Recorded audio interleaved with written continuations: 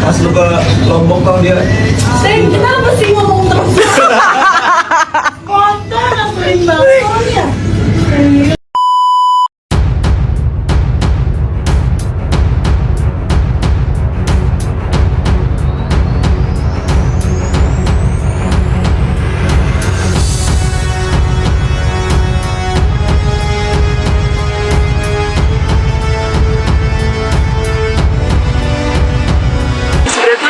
Gak ada yang bilang Kak Arif gitu.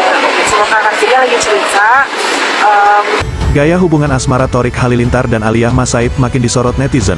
Apalagi baru-baru ini keduanya terlihat makan di salah satu restoran bersama teman-temannya.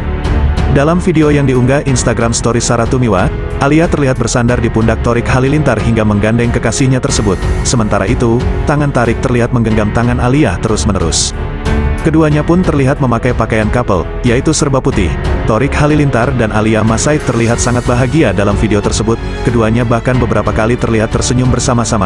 Sayangnya, usai unggahan tersebut diunggah di media sosial dan menjadi viral, tak sedikit dari netizen mencibir habis-habisan tentang gaya pacaran Thorik Halilintar dan Aliyah Mas Said. Ya, semoga saja Thorik Halilintar dan Aliyah Mas Said diberikan jalan yang baik dalam hubungannya.